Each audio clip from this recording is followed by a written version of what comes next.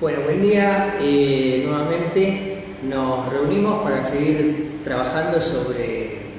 Antes habíamos hablado del acta de inspección como uno de los elementos importantes a la hora de hacer una inspección, una actividad de control. Concretamente, las jornadas estas vienen dedicadas a las carnicerías, a la seguridad de esos establecimientos.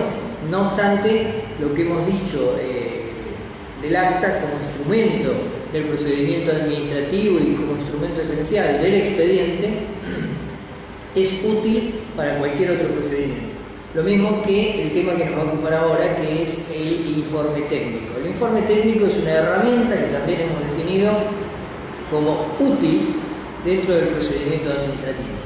Y lo que pretendimos desde su creación fue que ese informe sea una herramienta, un medio que ofrezca datos y permita fundar la opinión de quien finalmente tiene que resolver sobre la cuestión que se trate. En este caso será sobre la aptitud de los productos que se encuentran en una carnicería, pero como dijimos antes, es aplicable a cualquier otra toma de decisiones.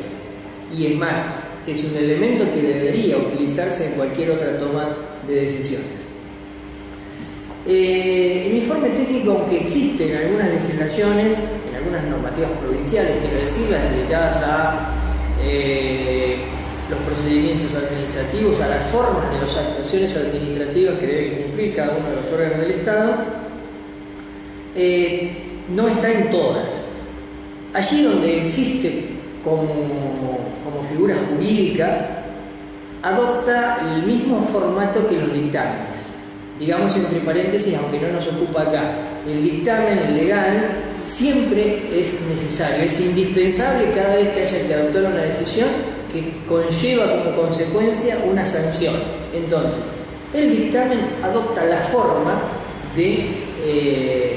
el informe técnico, toma la forma de los dictámenes jurídicos.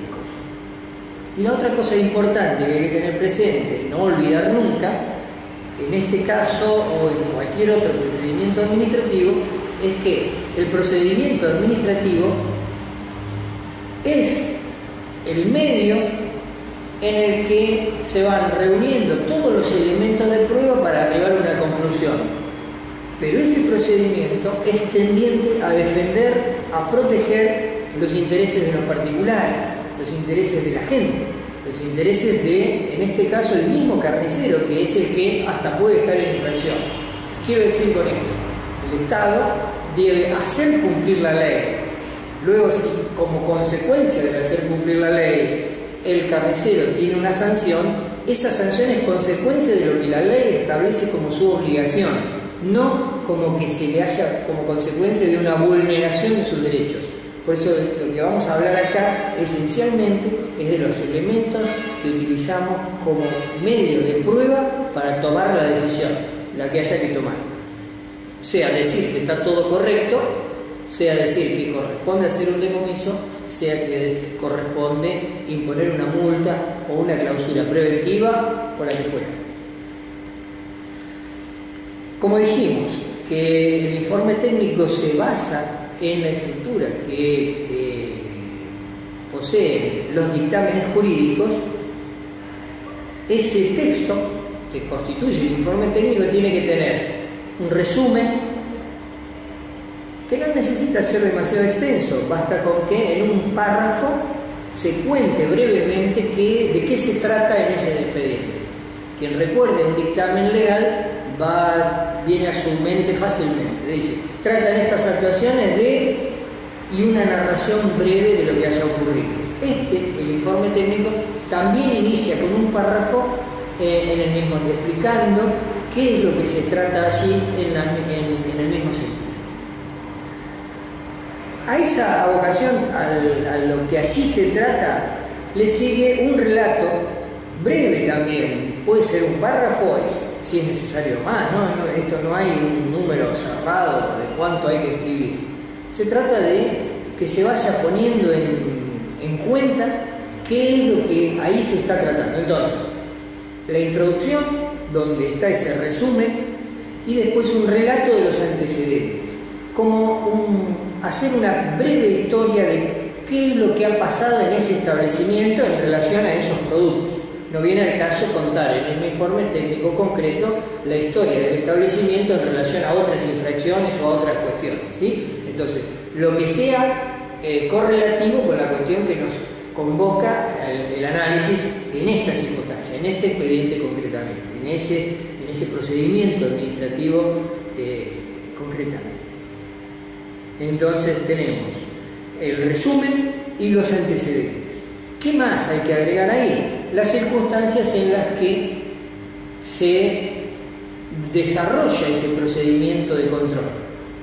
¿Por qué? Porque las circunstancias son muy importantes.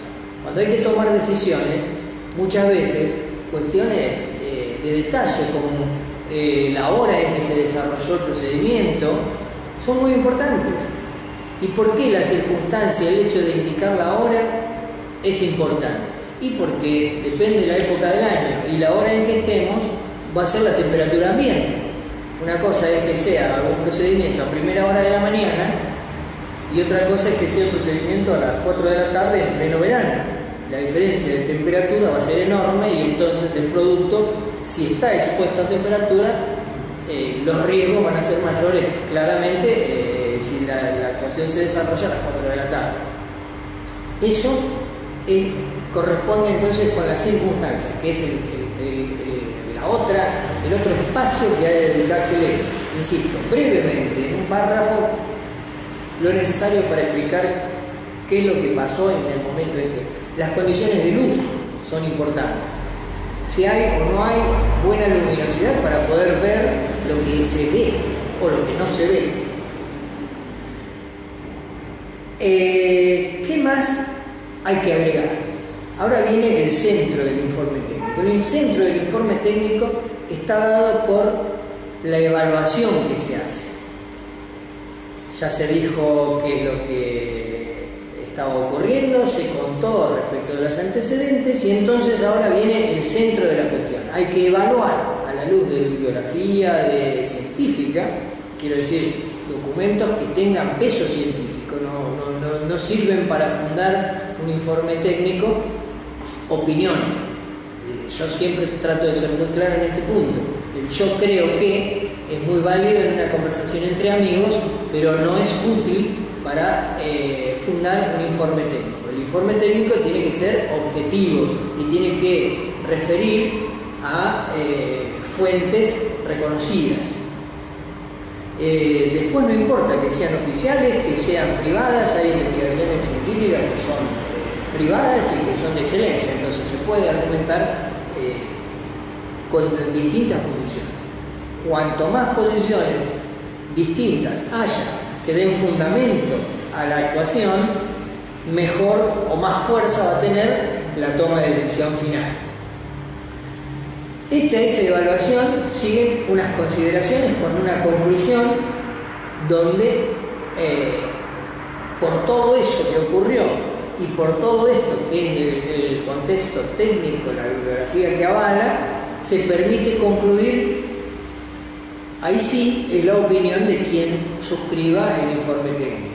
Es él el que adopta la conclusión y la está remitiendo para que quien sea la autoridad competente tome la decisión. Eso es el que, de acuerdo a la normativa interna de cada jurisdicción, de cada municipio en el caso concreto, tiene establecido quién es el que firma. En la mayoría de los casos será el juez de faltas, en algún caso será el intendente, y si se trata de una autoridad provincial será un director, un secretario, excepcionalmente podría ser un ministro, que no es común que el ministro esté firmando la toma de decisiones de las cuestiones operativas, como es que si las condiciones sanitarias de una carnicería son seguras o no.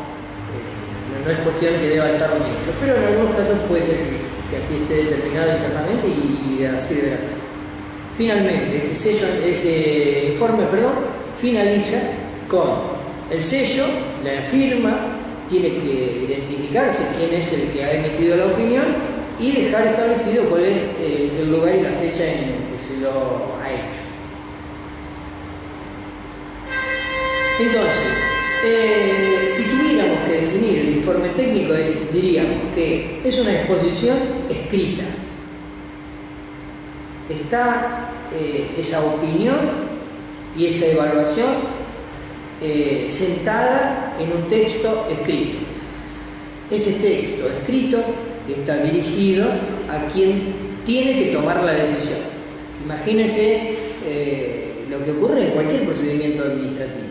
En la medida que un expediente va pasando de órgano en órgano dentro de un organismo, la intervención de cada cual es para emitir una opinión concreta sobre algún punto determinado, lo que son las funciones de cada uno de quienes intervienen. Entonces, ese que interviene emite una opinión fundada y va dirigiéndolo al que sigue en esa cadena que va a ir dando su opinión para la decisión final. Nosotros, cuando pensamos en cómo definir a esto, sostuvimos que es importante el concepto de interdisciplinariedad. Esto es, que ese informe técnico no tenga la constancia de la opinión de un solo profesional, esto es, un veterinario. Bueno, claro, puede ocurrir que dentro del órgano o del organismo en el que está solo son veterinarios, o hay un solo veterinario que es el inspector y es el que hace el informe técnico a la vez y es el que desarrolla todo el procedimiento hasta redactar quizás el acto administrativo final. Pero en caso que haya más profesionales con otros conocimientos, es bueno que esos profesionales participen. ¿Por qué? Porque de la visión de las distintas disciplinas se pueden arribar a conclusiones mucho mejor fundadas y más categóricas, naturalmente.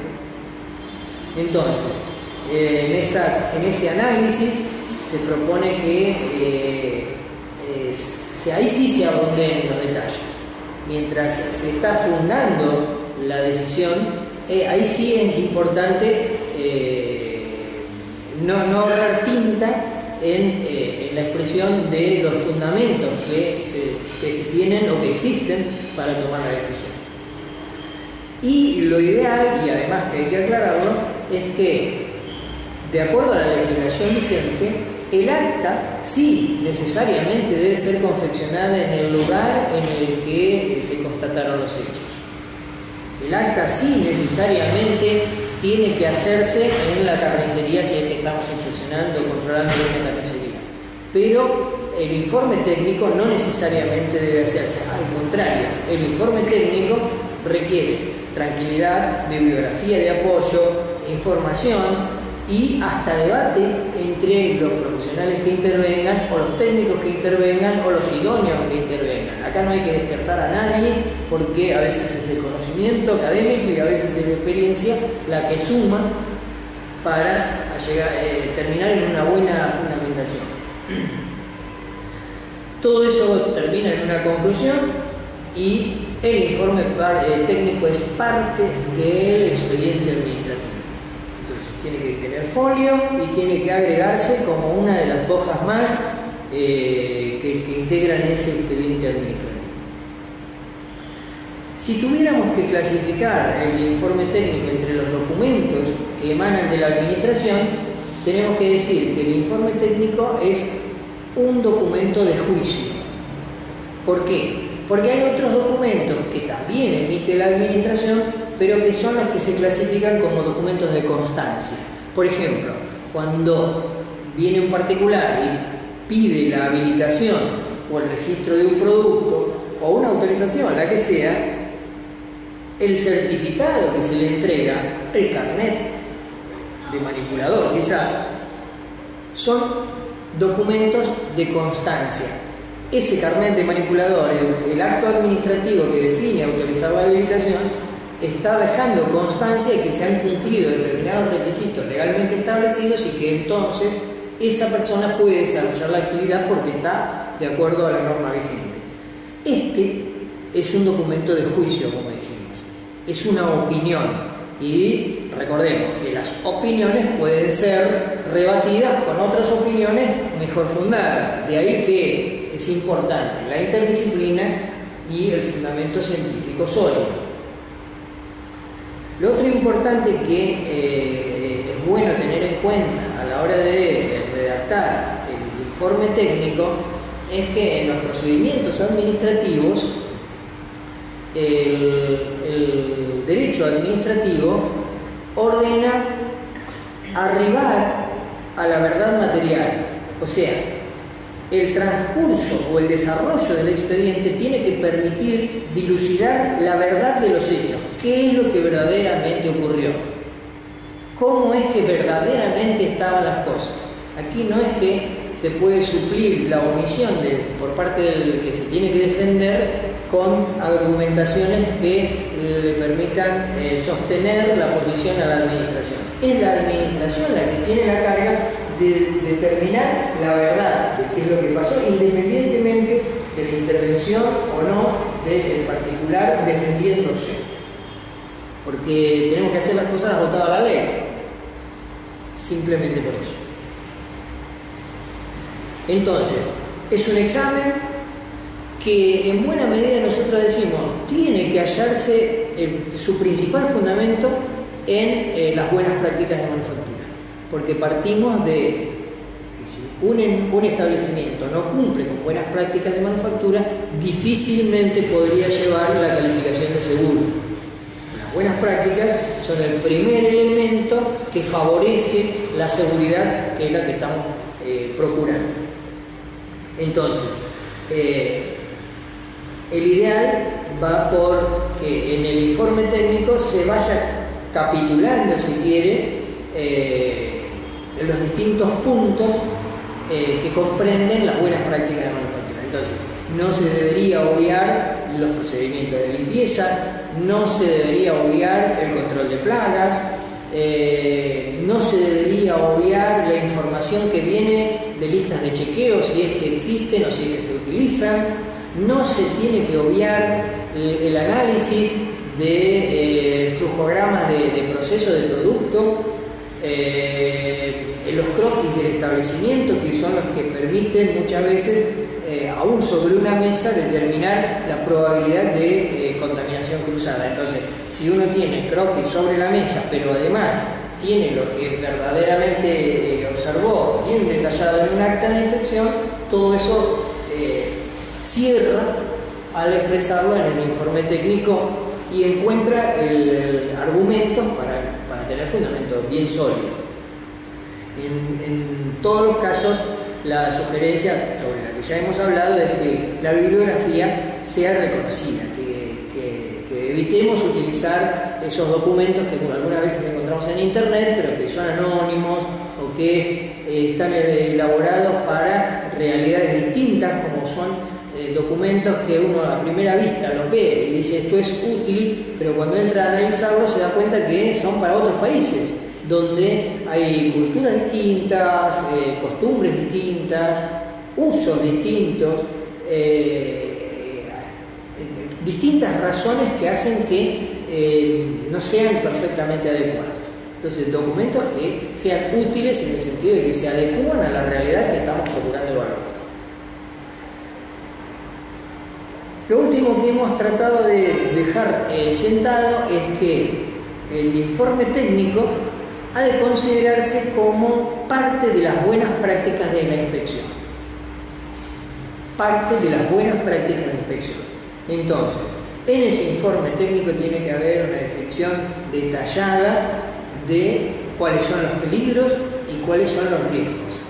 ¿Por qué? Y porque a partir de conocer los peligros y a partir de conocer cuáles son los riesgos, es relativamente sencillo deducir luego cuáles son las no conformidades, o sea, cuáles son las infracciones que se pueden estar ocurriendo, y además se facilita la adopción de las medidas correctivas para poder resolver esa situación que no está siendo totalmente favorable a la aptitud sanitaria de los productos o a la misma inocuidad de los productos que podría verse comprometida.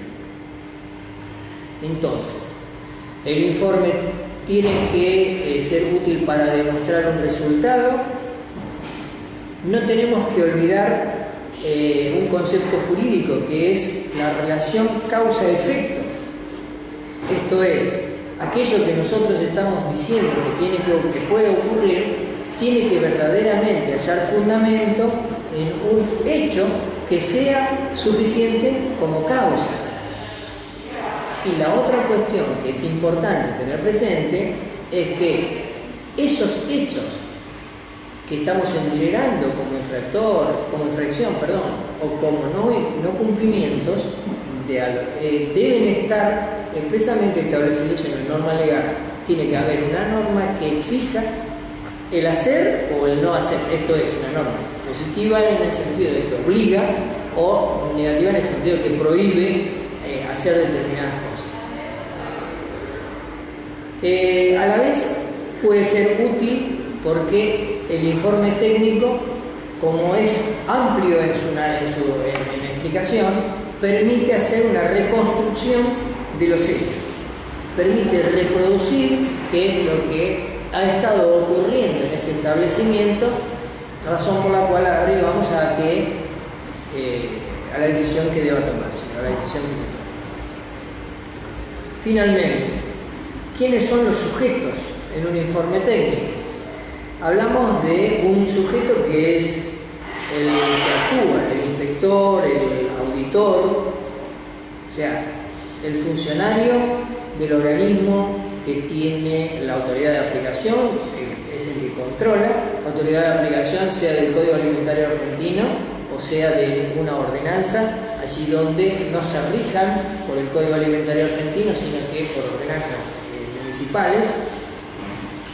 Y el otro sujeto es el titular del establecimiento, sujeto del control, o quien lo represente en el caso. La acción, que es el resultado de esa intervención que culmina con el informe técnico del que estamos hablando, el objeto del informe técnico, que es ese análisis que nos permite arribar a conclusiones, y la finalidad del informe técnico, que es poder mostrar una trayectoria lógica que nos permita arribar a la verdad. Dijimos que tiene que ser por escrito, que tiene una reseña breve, un relato de los antecedentes, de las circunstancias, y después en el análisis, en ese trabajo de comparación entre lo técnico y los hechos, pueden usarse subtítulos, títulos, si fuera muy extenso, hasta capítulos.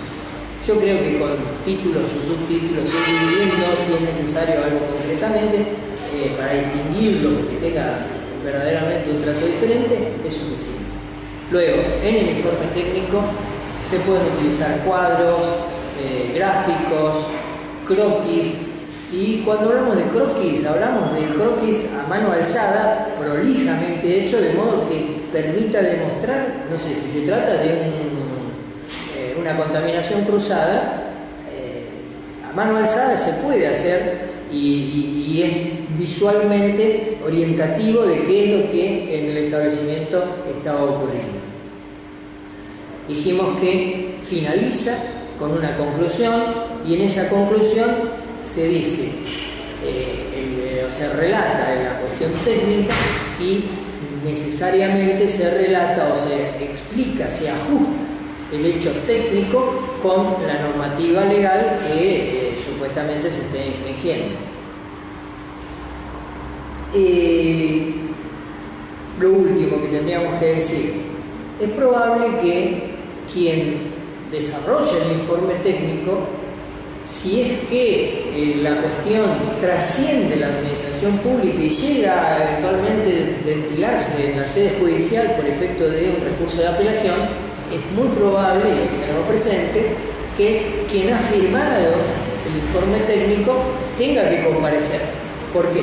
Y porque el juez, que es un abogado, va a tener que resolver de acuerdo a lo que técnicamente se le ha dicho. El informe técnico le va a ser de gran utilidad, pero es probable que quiera ver en persona y repreguntar o ampliar cosas que no son de su propia ciencia y que entonces le requieren más información. Entonces hay que estar preparado para que eventualmente siendo un actor importante dentro del procedimiento administrativo, tenga que dar unas explicaciones más profundas de lo que allí está escrito. De todos modos, yo siempre digo, no hay que tenerle miedo a eso. Cuando uno tiene conocimiento técnico y después de hacer este trabajo, uno adquiere el conocimiento técnico, aunque no lo haya tenido antes, porque si lee un documento, 2 documentos, 3 documentos, lo compara con una realidad y saca una conclusión, quiera o no, algo de conocimiento le queda. Si esto se acostumbra a repetir, que es lo que siempre pregonamos, ni hablar que no hay que tenerle miedo a ninguna explicación que pueda pedir un profesional que además no conoce técnicamente. Entonces va a hacer preguntas para aclararse, pero nunca tengan miedo que un abogado lo pueda poner en jaque respecto de una cuestión técnica. El técnico necesariamente tiene que saber más de lo técnico que el abogado. Con esto dejaríamos cerrado y bueno, agradezco el tiempo que han dispensado para esta capacitación. Gracias y seguimos en contacto.